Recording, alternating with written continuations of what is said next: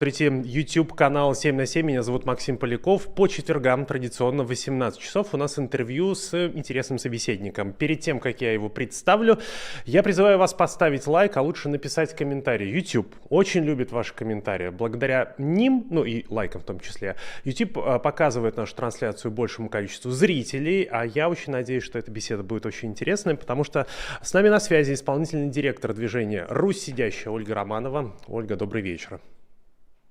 И вот теперь точно можно поставить лайк. Добрый вечер. А то что Добрый закрываешь вечер. кота? Да, я хочу сегодня поговорить с тобой, на 3 большие темы и начать с новостных инфоповодов, с событий, которые происходили за последние дни, недели и месяцы. Ну и первое, о чем я хотел бы у тебя спросить, это ситуация в колонии в Харпе, где убили Алексея Навального. Мы понимаем, что вот в первые дни недели к этому месту было приковано большое внимание и журналистов, ну, наверное, и силовиков, естественно, да, потому что там, как-то, не знаю, следы заметали. Прошло уже третий месяц, да, заканчивается. Что мы понимаем про эту колонию? Что мы знаем на данный момент про тех, кто там работает?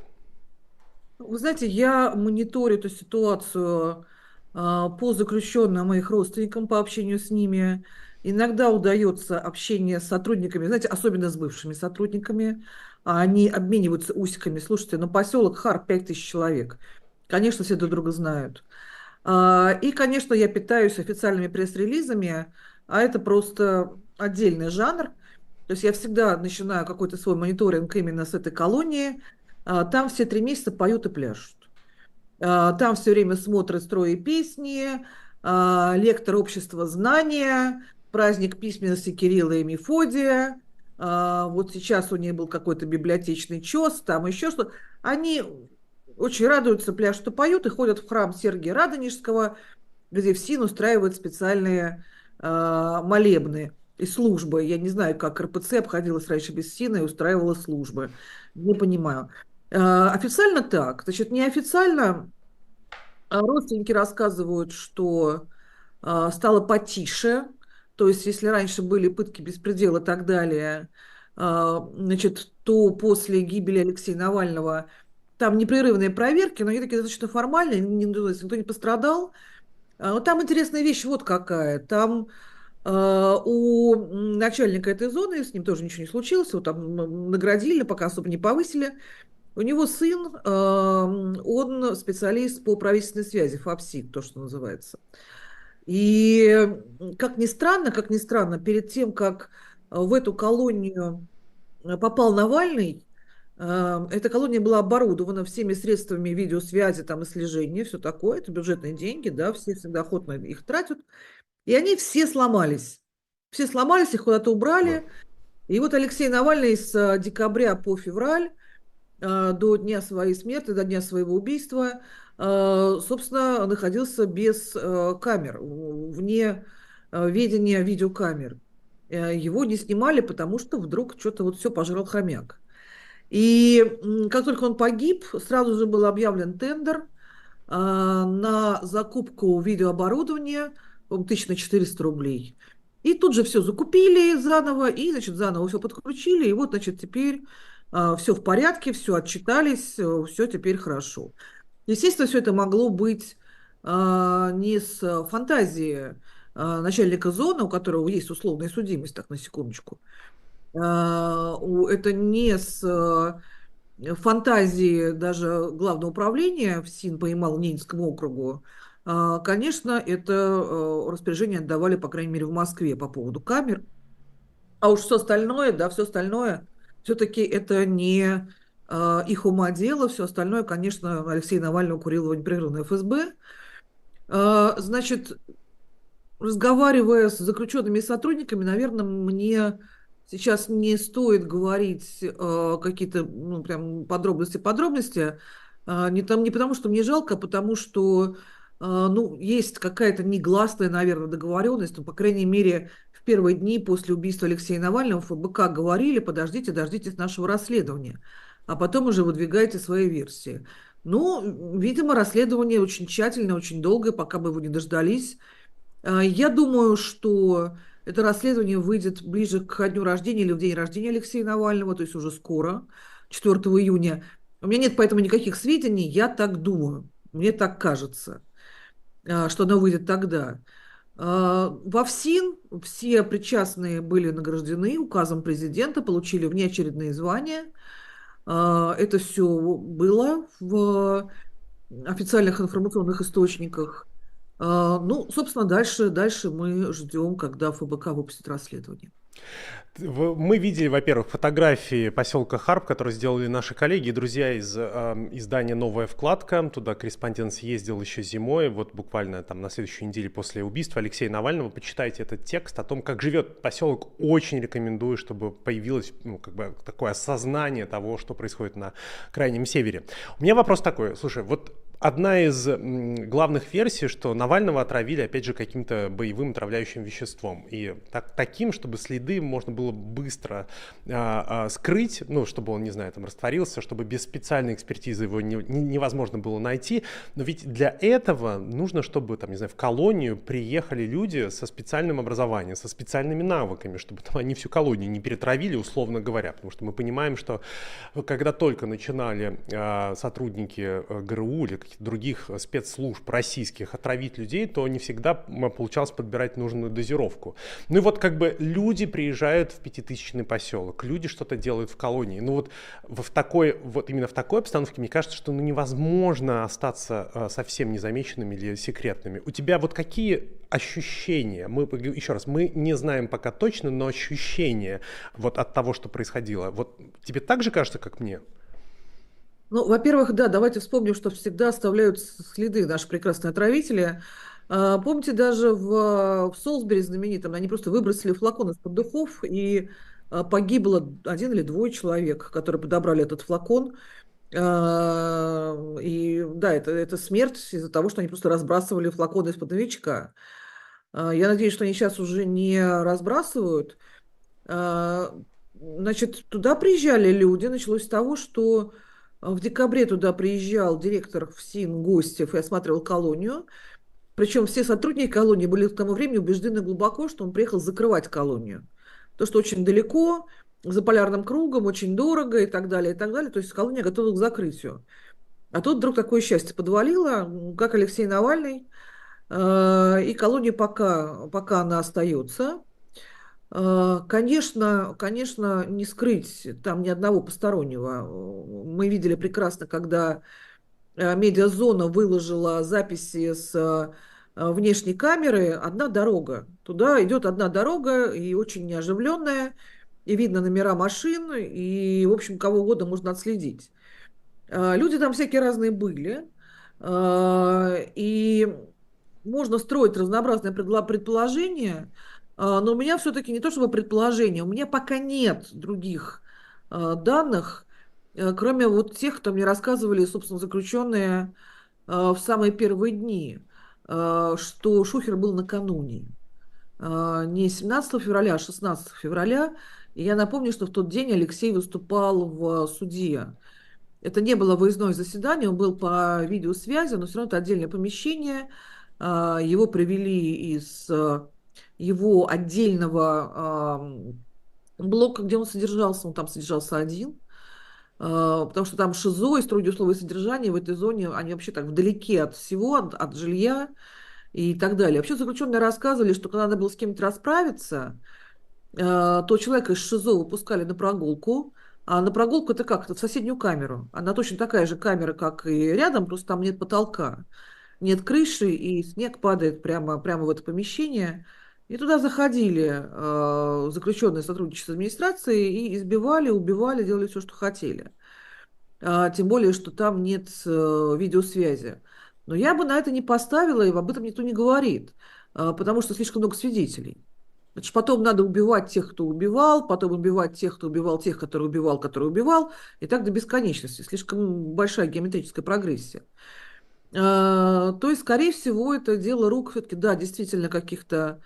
Слушайте, какая фотография прекрасная. Рука, которая держит лампочку. Ой, замечательно вы показываете. Прям как какой-то вот весь бред этого поселка на этой фотографии. Спасибо большое новой вкладке Ивану Козлову. Вот, и все-таки похоже, что действовал профессионал, который просто сильно ударил его электрошокером. Э, возможно, специально, возможно, нет. Все-таки он был доведен, истощен и был не самым здоровым человеком, хотя выглядел гораздо лучше, чем во Владимирской области. Я все-таки ставлю на максимум поставленный электрошокер. М, Интересно, интересно. Слушай, через несколько дней после гибели Алексея Навального музыканты, поэты, ну какие-то публичные люди сделали такой почти 10-минутный ролик, посвящению Алексею Навального, в такой мультфильм. Там были действительно стихи, да, какие-то фрагменты песен. Все написали свое участие, и это было сведено в один ролик. Я помню реакцию на этот ролик Евгении Марковны Альбац. Она сказала, что да, типа, что вы мне мультики показываете, я еще свое не отгоревала. Я не поняла, что с Алексеем случилось, дайте мне отгоревать. А как ты? Ты, ну, отгоревала вот этот, ну, в смысле, вот это событие, убийство Алексея Навального, потерю Алексея Навального? Но вы знаете, мне кажется, что вот форма скорби может совершенно быть разная. Я вот сегодня ночью, на самом деле, довольно случайно смотрела стрим Леонида Волкова, и у него тоже был к нему вопрос, как они пережили потерю Алексея Навального. И он сказал довольно бодро, что мы не пережили потерю Алексея Навального и не переживем, и это будет потеря, как-то всегда это будет. И каким бы бодрым голосом он это все не говорил, это совершенно понятно, что это правда. Это правда. И потерю люди воспринимают совершенно по-разному. Это, конечно, был огромный шок. Огромный шок и ну, вал какой-то заливающий чувство несправедливости, невосполнимой потери. Причем потери не очень жалко Алексея, очень жалко семью, очень жалко нас, а очень жалко страну, очень жалко наших правнуков, очень жалко нашего будущего, которого не случилось. Это будущее могло случиться, оно не случилось, потому что Алексей погиб. Вот такое. Это какая-то была действительно такая общая потеря, она и осталась, да. У нас была надежда.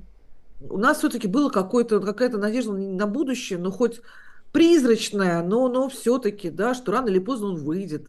И рано или поздно наступит какая-то, ну, не то, что прекрасная Россия будущего, но какая-то Россия будущего. А сейчас сплошная Россия прошлого, все более и более прошлого. Поэтому, ну, слушайте, прекрасная совершенно отдельная композиция, которая была, не знаю, это же не песня, а что это, я вот не знаю, как назвать, тоже Ну, мультик. не знаю, посвящение какое-то, да, вот это такое, типа... Ногу свело, вот отдельно ногу свело, послушайте, кто не слышал, «Мертвый Навальный страшнее живого». И я спросила совсем недавно Макса, нашего с тобой общего друга Преображенского, почему это не поет на концертах. А он сказал, что Покровского. можно спеть, да, Покровского. Он сказал, что это просто невозможно спеть. Это просто спеть невозможно на концерте. Что они это записали вот с трудом, но это вот произведение искусства, которое, ну, музыканты лучше понимают, да, которое нельзя спеть, вот так вот взять микрофон и спеть. Они пытались, но это очень-очень сложно. Я думаю, что с этим видеорядом, с этим мультом то же самое. Какой должен быть вообще видеоряд на это? Вообще Рома Либеров, который это сделал, собрал музыкантов и сделал этот большой клип. Рома Либеров человек очень чувствительный, эмпатичный и деликатный. И вот там совершенно точно нет ничего от глумления или чего-нибудь еще. Ну, слушайте, правда, горюет каждый по-разному. Я прямо сейчас посмотрел количество просмотров. 1,5 миллиона раз за 2 месяца посмотрели клип памяти Алексея Навального на канале Навальный Лайф. Я, кстати, сейчас ссылку кину. Вы тоже можете посмотреть, если вы еще не видели. Давай к другим темам. Минобороны перестала вербовать женщин-заключенных из колоний на войну. Об этом стало известно 10 дней назад. То есть какой-то период они вербовали девушек, как раньше вербовали мужчин в тюрьмах, в колониях. Скажи, вот они перестали вербовать. Какая есть статистика, что мы понимаем по окончании этого процесса, о самом процессе?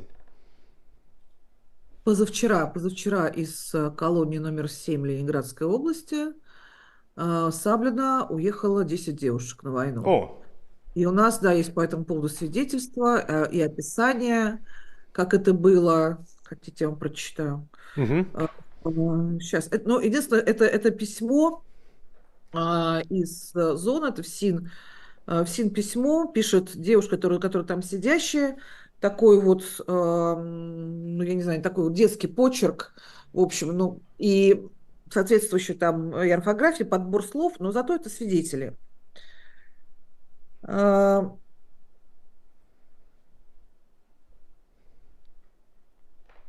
Я даже поболтала с соседкой по красках волос, а после визита военных 25.05 фокус внимания с меня у соседок переключился на девушку, к которой и пришли военные. Но это было красиво. Вокруг них, как нашкодившая школьница, прыгала начальница по воспитательной работе. Они смотрели на сотрудников с явным пренебрежением. Я думала, что так на них смотрят только зэки, но нет. Как оказалось, и в других ведомствах тоже. Они были явно недовольны тем, что девушку, заключившую контракт с военными, они нашли в ШИЗО. Начальница рассказывала им, что женщины не сидят в строгих условиях, в строгом режиме. А военный с ухмылкой спросил: а это тогда что? Глядя на ШИЗО и на нас троих, построившихся с любопытством, выглядывающих из решетки. Я поняла еще один фактор, который привлекает осужденных в СВО. Сотрудники смотрят на нас, как на животных, а военные как-то по-человечески. Этой девушке что-то объясняли, рассказывали, спрашивали, не передумала ли она, потом увели, и с ней еще 9 человек. Вот это вот было 2 дня назад. Значит, в этой же колонии были завербованы 36, по-моему, девушек осенью прошлого года, в сентябре. Они ждали отправки на фронт пару месяцев, и в итоге, так их никто не забрал, и их распустили. Почему? Я думаю, что там было два фактора. Во-первых, с 1 октября вступил в силу закон, очень тихо принятый Госдумой летом 23 года, который с 1 октября как раз вводил новый вид освобождения от наказания, а именно условное освобождение. Что это означает на практике? Это означает на практике, что с 1 октября все заключенные, которые уходят на войну, они освобождены условно, вообще по-новому, то есть это без суда, и это не требует помилования никакого президентского. Да, мы Они знаем, что ЧВКшников вот вынуждены были помиловать, собственно, вот идти каким-то вот этим, да, путем, ну, как бы Да, долгим. да, да. Все это они преодолели, этот путь.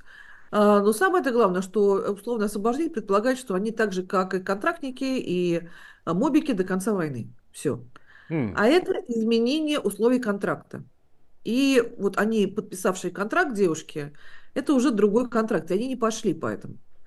И вот этот был перерыв больше, чем полгода. Ну, считайте, с сентября по май. 8 месяцев почти был перерыв, не брали женщин. И я на самом деле грешным делом подумала, что, наверное, еще это связано с тем, что совершенно очевидно, что на фронте творится, ну, безобразие просто на передовой, ну, среди войск. Все-таки значительную часть вояк составляют бывшие заключенные, вообще заключенные. Среди них нет, конечно, дисциплины, они всегда находят наркотики, они всегда находят водку, там бесконечно их сажают в ямы, выкопали эти ямы, командиров они не слушают, друг друга, ну, в лучшем случае это драки, а вообще-то там и похуже есть вещи. И вот на это на все, вишенкой на торте сверху, да, посадить еще заключенных женщин. Вот тогда будет вообще все прекрасно. И мне показалось, что это еще из-за этого. Но вот нет, вот позавчера, вот 25 мая военные приехали, и 27 уехала группа женщин. Ну да, будем наблюдать, как говорится, потому что, но заявляют чиновники одно, а на практике очень часто, как вот и в этом случае мы видим, происходит другое.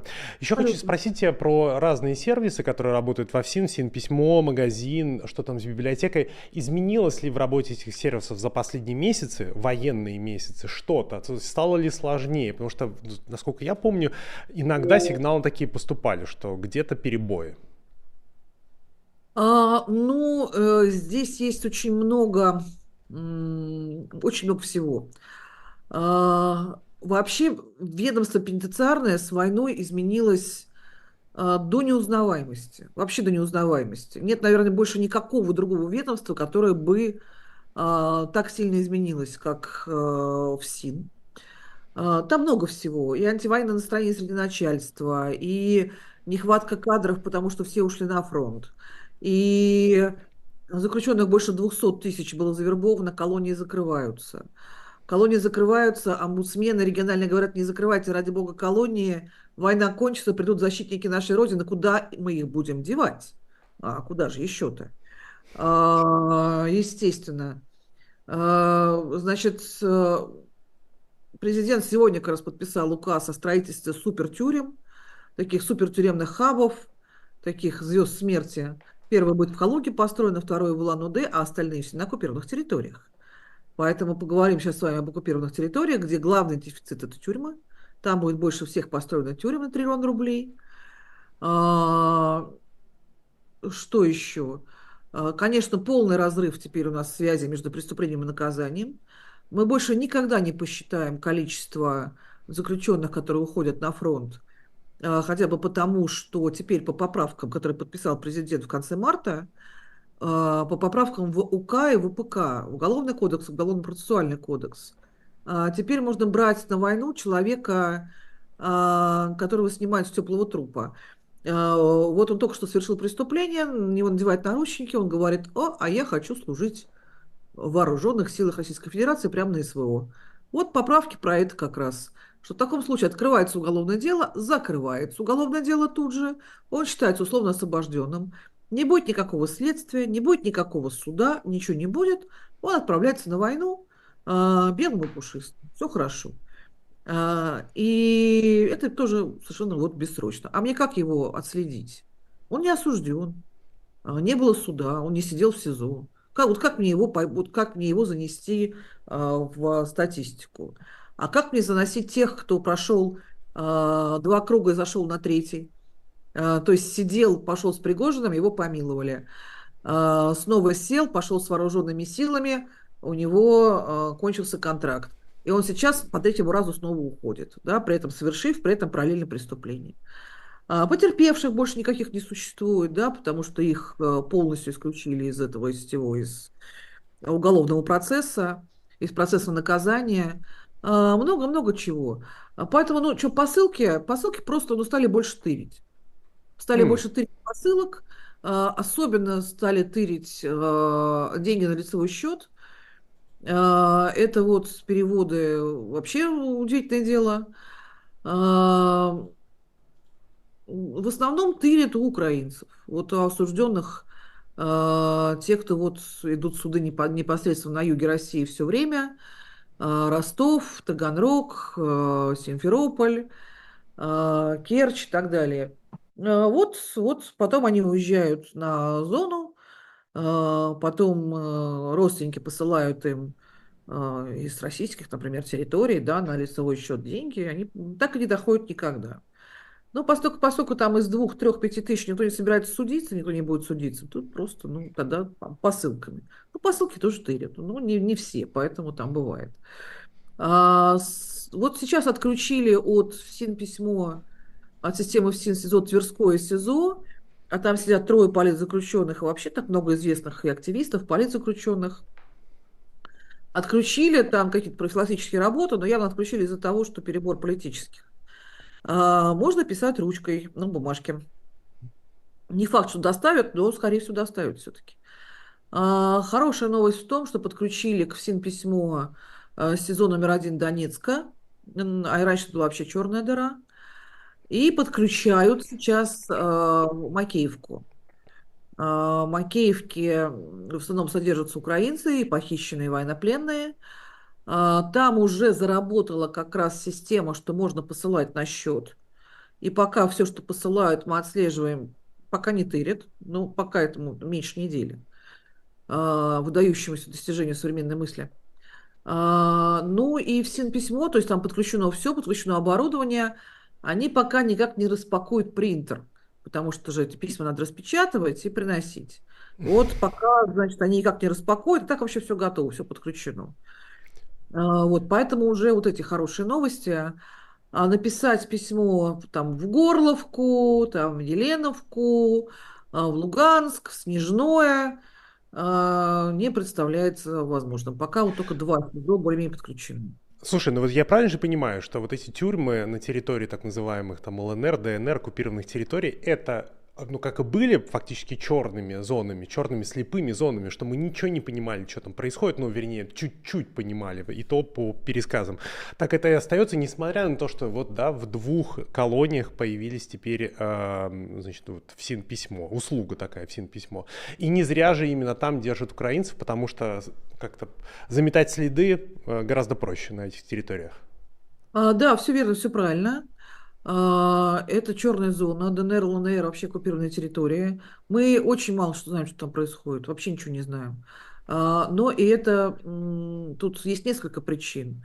Ну вот представьте себе адвоката или волонтера или кого-то еще, правозащитника. Вот как он попадет туда? Если этот правозащитник занимает какую-то более или менее адекватную антивоенную позицию, ну или хотя бы, да, ну то есть он довольно известен своими некрокодильскими взглядами, он рискует попасть во все украинские списки, как сотрудничающий с оккупантами. Да? Это как поездка в Крым, а также поездка на оккупированной территории. Раньше, например, когда в Крыму работали правозащитники, украинское правительство выдавало им специальное разрешение. А сейчас как? Вообще-то правительству не до этого немножечко, да? Дальше, если едет адвокат вот такой, он, конечно, столкнется с тем, что его будет пасти ФСБ, его будет не пускать ФСБ, и он может пропасть. Это черная территория, черный дыра, он может просто пропасть, исчезнуть. Так исчезали люди, так исчезали волонтеры. Потому что у них есть свои ФСБшные адвокаты, такого они не пустят. И там вообще может случиться все, что угодно. Это абсолютно такая глухая, непрозрачная территория. Пока так. Но вот видите, какая радость. Правительство родное выделило 1 000 000 000 рублей, даже больше, на строительство новых тюрем, супертюрем. И К, и СИЗО на оккупированных территориях, поэтому вы просто не переживайте, 39 тюрем будет построено. Большие планы, большие планы. Очень не хотелось бы, чтобы они были воплощены до конца, как минимум. Слушай, все новые сотрудники ФСИН попадают под санкции Европейского Союза. На этой неделе произошло очередное пополнение списков. Скажи, а вот сотрудникам ФСИН и вообще горячо или холодно от этих санкций? Они же как-то вроде и давно и сами не ездят за границу туда, куда, знаете, враждебные страны-то. А вот это все на самом деле не так уж и просто. Я как-то раз встретила в Мюнхене бывшего директора ФСИН Сан Саныча Реймера. М. Это была наша с ним первая и последняя очная встреча. Мы, конечно, друг друга узнали, друг друга, то есть была случайная встреча. Он потом сразу уехал в Москву. Мы с ним об этом говорили, говорит, а меня вот сейчас зовут в Москву помощником президента. Вот я говорю, Сан Саныч, вас арестуют. Он говорит, да что, да кто меня арестует? Ну, прямо на трапе взяли. Я его Да. встретила в Мюнхене, я говорю, у меня тут дом, я купил дом в Альпах, там все такое, вот у меня там в Мюнхене квартира еще есть. Ну, вот, например. Вот, например. Кстати сказать, и дом, и квартира у Реймера остались в Мюнхене. И он, конечно, не самый большой крокодил на свете, не имеет никакого отношения сейчас к войне. Он отсидел, да, у него, у него алиби, он не причастен. Но, тем не менее, я думаю, что такие гнездышки есть у очень-очень многих сотрудников из руководства ФСИН, конечно, есть. Это во-первых. Во-вторых, есть еще такие санкции. Слушайте, вот построена под Питером тюрьма «Кресты». Она единственная тюрьма в России, которая построена по европейским лекалам и, собственно, по европейскому проекту, по сотрудничеству с Еврокомиссией, с Евросоюзом. У них там даже ключи электронные. Евросоюз поставлял. Это огромная тюрьма. А ну как сейчас там что сломается? Санкции. Санкции. Вот такая еще есть вещь. Есть еще такая вещь, как, я помню, закон Магнитского. В 2009 году погиб Сергей Магнитский, и были включены в список Магнитского в санкции, в том числе там тюремщики и врачи, и бутырки, и матросской тишины и так далее.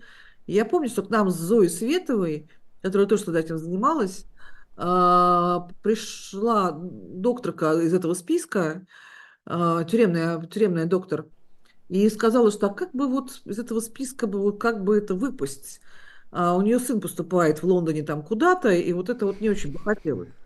Так что это все, в общем, знаете, это все работает, это все работает. Так что это, конечно, не так массово, я думаю, как в Министерстве обороны или где-нибудь там в каких-нибудь более невинных ведомствах, типа Минздрава. А так-то, да, так-то да. Ты знаешь, я короткую историю хочу рассказать про бывшего начальника ФСИН по Республике Коми, Протопопова. Значит, его лет 7 или 8 назад посадили по какой-то коррупционной статье. Я помню, что мы много писали, я жил в Сыктывкаре, мы много писали про то, что происходит во ФСИН, и про то, что делают правозащитники, которые живут в Сыктывкаре, там, не знаю, тогда еще как-то действовала ОНК и так далее. И, в общем, начинается уголовное дело против руководителя ФСИН по Республике Коми Протопопова, и он в какой-то момент приходит, ну, через адвоката, обращается в нашу редакцию и говорит: вы можете поговорить с ним, написать статью, есть запрос. Я говорю: блин, как классно. Я говорю: я, конечно, пойду поговорить. Вот он от нас бегал, на вопросы не отвечал, теперь полюса поменялись местами, и у него есть на это запрос.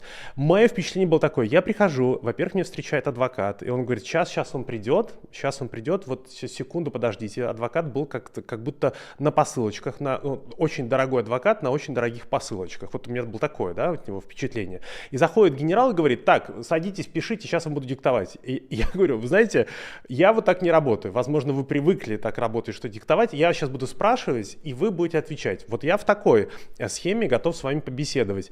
Возникла пауза, и он не понял, что я от него хочу. Я говорю: вы знаете, я не буду писать то, что вы от меня хотите, мы так не работаем. Вы пришли к независимому медиа, потому что вам нужна площадка для того, чтобы рассказать свою версию происходящего. Поэтому это будет возможно только в том случае, если я буду задать вопросы, а вы будете на них отвечать. Вы согласны? Там висела пауза секунд 30, он как-то переглядывался с адвокатом, адвокат ему кивал, говорит: ну что ж, надо соглашаться, давайте. 7 лет дали. 7 лет, штраф и все остальное. Но вот я понимаю про то, что как бы иногда они живут в какой-то своей вселенной, абсолютно своей вселенной, которая не предполагает, что у каких-то людей, которые рядом с ними, может быть субъектность. Вот мое ощущение, вот моя личная история такая. Да-да-да, именно так. Но вот именно в Коме это случилось, вот самое первое, когда начал Пригожин всех забирать, именно из Коми пришло, вот знаешь, из Сыктывкара ехать узкоколейкой туда, там начинаются немецкие названия. А, И вот там, из такой колонии, там была несколько раз, забыла. Чов, нет, Микунь. За Микунь туда, за Микунь еще. Там начинаются Ага. такие совсем какие-то типа Мариендорф, какие-то вот такие Да-да-да, названия. да-да-да. Внезапные, да? Мгм. И вот в этой колонии, и вдруг нам приходит оттуда сообщение, а колония плохая, колония пыточная очень. Колония такая, держи морда там, ну, совершенно начальник. И вдруг нам приходит оттуда сообщение все время. Заключенные говорят, что приходит, везде ходит начальник и говорит: парни, ну вот приезжал Пригожин, да, ну вы видели, да, вы видели, да, что это такое животное вообще. Не надо ходить на войну, там, не вербуйтесь, не ведитесь на это. И говорит: прикинь, нас никого не... Прям ходят так это, ласково, говорит: не надо ходить на войну, не надо. И я такая подумала: растет гражданское самосознание. Проклюнулась, думаю, там в Коме растет гражданское самосознание среди начальников СДОН. Обалдеть. А потом, конечно, очень быстро поняла, да, что ну, прилетел Пригожин, их унизил, да, он их унижал жестко. Потом, соответственно, никакой бумаги нет, что он там кого-то собирается забирать, а бумагу дай. Ее как не было, так и нет. А в-третьих, а работать кто будет на промке? А как начальник будет давать взятку наверх и в прокуратуру по надзору? А как, кому УДОН продаст? А кто будет на бараки скидываться, на ремонт бараков, на который бюджет выделяет средства? Да, скидываться-то надо. А жить-то как? На что жить? Жить не на что, да еще и уголовка ведь Пригожина, еще и унизили публично. Ну, конечно, кому такое понравится? Сама упомянула про Пригожина еще раз. Поставили ему памятник в Петербурге. Давай посмотрим фотографию. Я хочу спросить тебя про, ну, какую-то ценность. Если как ты оцениваешь, собственно, сам памятник, есть ли в нем какая-то, ну, вот, культурная ценность, извините. Слушайте, мне тут написали кладбищенские работники. Сейчас покажу. Вот прям вот, что называется, широк охват нашего уютного телеграм-канальчика. Тут они написали, что их вызвали э, искать, вызвали делать видеонаблюдение за этим памятником, везде понаставили, чтобы, не дай бог, там ничего... Круглосуточное видеонаблюдение за могилой Пригожина.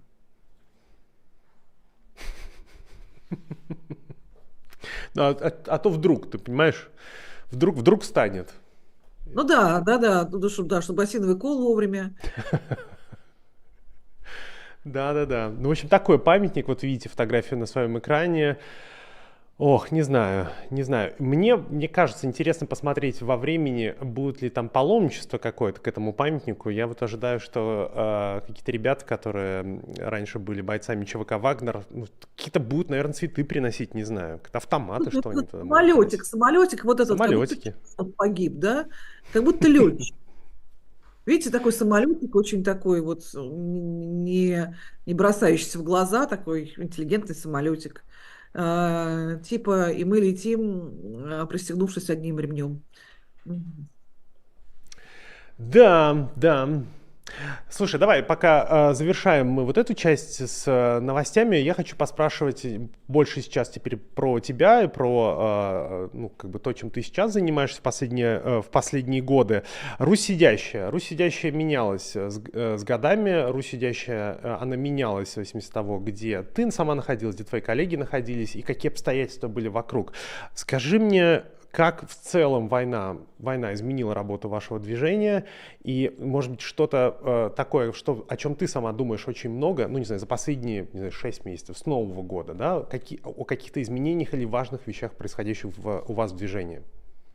Ну, вы знаете, у нас тут был аудит недавно, буквально в прошлом месяце был большой европейский аудит. У нас аудит один был вот прямо ровно в началу войны, вот 24.02 начался аудит большой четверки. Я, меня просто еле сдержали сотрудники, я так вопила, да, вот тут война, у них с аудитом. Но ничего, мы одна из немногих организаций, на самом деле я только второй, не знаю, кто прошел аудит вообще без единого замечания. И вот у нас был аудит где-то с месяц назад, еще один. Ну, это аудит такой, он уже был не финансовый, а он был скорее по менеджменту и по структуре. И вот мы там все рассказываем, да, показываем. Вот у нас есть русский фонд, да, Русь сидящая, 38 человек. Вот он во всех регионах, вот он работает вот так и так. Вот, пожалуйста, общайтесь. Вот мы в скайпе, вот мы в зуме, вот мы как хотите. Вот у нас есть фонд чешский «За вашу нашу свободу». Вот он работает вот так. Это зонтичный фонд, фонд фондов. Вот 10 лет существует. Вот здесь вот так. Вот его директор. Вот есть фонд My Russian Rights в Берлине. Он, значит, по видеоконтенту и вообще МР. по МР. Как называют, да, извините, как называют Канал МР. друзья, My Russian Rights, МРР, среди друзей это канал МР. Это канал МИР, да. Вот, пожалуйста, вот тоже иностранный агент, кстати, сказать, почему берлинская организация в России иностранный агент, трудно сказать. И есть еще вот организация, это Ферайн, то есть общественный фонд, Руслан Хинтергейтен, то есть Россия за решеткой, вот она в Берлине. И вот они так все смотрят, говорят, слушайте, говорят, ну это же у вас империя? Я говорю, ну да, да, у меня империя, да. Шальная такие. Да, да, да. И вот скажите, пожалуйста, а вы не думали над тем, а что будет, ну, если я говорю, если я умру? Он говорит, ну, говорю, спасибо, во-первых, за если. Во-первых, спасибо за если. Во-вторых, ну да, смотрите, я на самом деле не думаю, что кто-то будет в состоянии, а может и будет, удержать, по крайней мере, все четыре организации в одной руке, но это будет, по крайней мере, четыре сильных организации в четырех странах мира. Ну, в трех, да, там два в Германии, в Чехии и в России. В любом случае, ну, я надеюсь, что они будут между собой сотрудничать, но в любом случае они останутся. И они твердо стоят на ногах. И мы твердо стоим на ногах, потому что их четыре. В общем, нормально. И сейчас, конечно, Русь сидящая переживает, ну, естественно, да, тяжелые времена, разумеется. Она всегда их переживала, сейчас что-то прям совсем все плохо. Я сейчас вывожу сотрудников из Руси сидящей, собственно, из компании, которая была последние годы. Руси сидящая называлась. Дело в том, что название торговая марка Русь сидящая, да, ТМ, принадлежит мне по решению Бабушкинского суда города Москвы и принадлежит там лет 10 уже. И я это название на кого хочу, на того и вешу.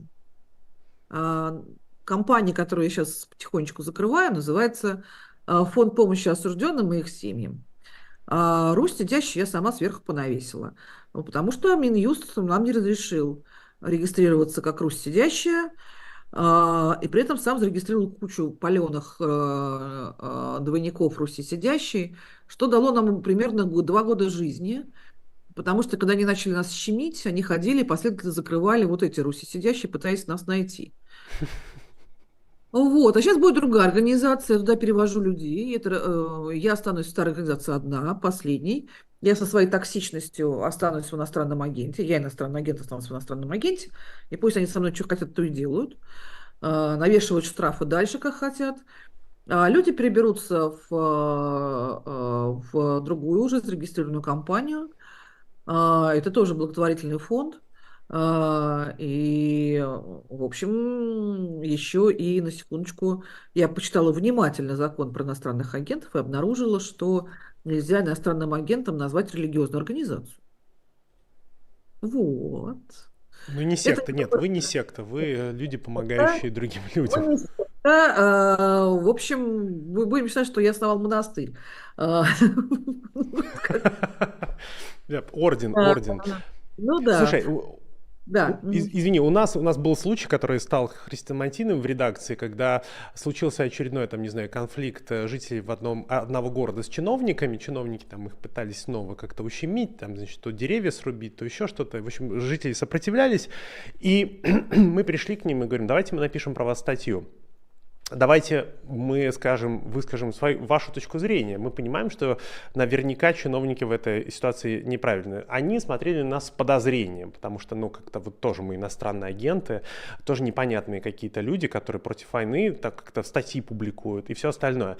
В итоге мы опубликовали текст и комментарии, которые, знаешь, ну, как-то вот теперь у нас есть как такой шаблонный ответ, который подходит и под другие ситуации. А ребята сказали, вот люди, жители этого города, вы, конечно, пятая колонна, национальный предатель и дальше через запятую разные эпитеты в отношении нас, но вы единственные, которые написали об этой ситуации правду. Ну, в смысле, не только позицию властей, не только пресс-релизами, да, швырялись, публиковали и так далее, но и наши слова, и как бы детальный разбор ситуации со всех сторон. Мы встречаем такой подход и такое отношение из раза в раз. Мне кажется, что отчасти это может быть, с таким сталкиваетесь и вы, потому что как бы вы с одной стороны, просто делаете все, чтобы помогать людям, и очень часто это просто никак не пресекается, а скорее идет вразрез с интересами государства, что вы просто вскрываете гнойники. Но на самом деле часто это, как ни странно, идет и параллельно позиции государства. И мне кажется, нас не прихлопнули окончательно и вообще не расстреляли. Благодаря в том числе и потому, что иногда бывают чудеса. Вот, например, мы занимаемся с ноября 22 года занимаемся херсонскими похищенными заключенными. Да, какого-то черта российские власти похитили при деоккупации Херсона, Херсонской области, от 2,5 до 3 тысяч заключенных, тамошних, украинских. Точная цифра до сих пор неизвестна, потому что кто-то разбежался по дороге, кто-то погиб. Действительно, очень жестко их вез краснодарский конвой под названием «Акула». И их распределили в колонии Крыма, в Волгоградская область, Новороссийск, Ставропольский край, Краснодарский край и так далее. И вот, а что с ними делать? А что с ними делать? Они так и не придумали, что с ними делать. Вот у них кончаются сроки, они их выпускают. Они их выпускают, вот они выходят в ноябре в сандалях, в робах тюремных. И чего? И денег нет, ничего нет. В лучшем случае украинский паспорт, а обычно справка об освобождении и там копия паспорта, ксерокс украинского. И чего дальше? Ну вот мы их подхватываем и ведем либо через Колотиловку в Украину, и там уже их встречает наша То есть партнерская организация. погранпереход, который в сторону Харькова, вот так вот. Да, да, да. А наш украинский партнер называется «Захист неувязников», то есть защитники заключенных, и они их уже там перенимают у нас. И то же самое с Верхним Ларсом. Прибалтика отказалась, страны Балтии отказались открывать для них коридор для таких людей. Либо через Верхний Ларс, когда уж совсем нет документов, или когда идут из Новороссийска, это просто ближе. И там их встречают волонтеры Тбилиси, и некоторое время им помогают, пока не получают и ждут паспорта через украинское консульство. И совершенно понятно, да, что кто-то этим должен заниматься, кроме нас. Например, там ФСБ или Министерство обороны, да, вот кто их сюда привез, или ФСИН хотя бы, да, никто этим заниматься не хочет и не собирается. Что это ж надо людей там как-то одеть, посадить в машину или в автобус, снять им по дороге, помыться, побриться, хостел какой-нибудь, да. Слава хостелу Лазурный, между прочим, в Крыму, единственный хостел, который их принимает. И вот они добредают. Они все в не очень хорошем состоянии, совершенно понятно. И я думаю, что из-за того, что мы делаем, например, чужую работу, так, причем бессловесно, не требуя никаких там, боже упаси, там, президентских грантов или еще чего-нибудь, да, нас так особо не трогают. Ну и бывает иногда, конечно, везение. Нас очень сильно гнобить начали в конце 22 года, очень прям сильно ФСБ, когда мы отбивали от Пригожина заключенных, ну, вместе с родственниками, да, но отбивали. И в конце концов они начали таскать. Ну, и у меня такая версия, говорю, слушайте, ребят, ну, а вам что, не звонили, что ли, из Москвы? А, Пригожин-то уже все, он же уже больше не друг народа, а враг народа. Вот надо, наоборот, ему не давать заключенных, вот мы и не даем. А его к тому времени уже убрали из зон, да, уже пошло Министерство обороны и так далее. Чуть попозже он был объявлен не отцом, а сукою, да, это попозже. Но тем не менее. Он говорит, да, действительно, вы раньше знали, да, что оказывается, да, оказывается, враг народа ваш Пригожин. Говорю, ваш Пригожин, ну, как-то так. М. Так и есть. Слушай, у нас временно буквально на один, может быть, два коротких вопроса. Я хотел про личное спросить. Ты родилась в Люберцах и там, Да, да, да. росла в Люберцах. Я пытаюсь вспомнить, когда я первый раз услышал это слово. Мне кажется, в юности это было начало 90-х, когда про Люберцы говорили, что это очень криминальный город. Там люберецкие были, собственно, с этими люберецкими то какие-то драки, то перестрелки. В общем, было такое. Вот это то, откуда я узнал про Люберцы. Что это был за город? Расскажи в момент того, когда ты там росла, детство, юность, и как повлиял на тебя близко к Москве плюс криминал. Вот такое обобщенное восприятие этого города. Ну, город делился на две части. Люберцы-заводские, ну, собственно, основной поставщик Сильвестра, Сливы, Фантома и там прочих известных бандитов. И гарнизон. Гарнизон тоже рядом, большой авиационный гарнизон. То есть это называется еще и Афган. Очень большой афганский синдром, афганский излом с большим кладбищем.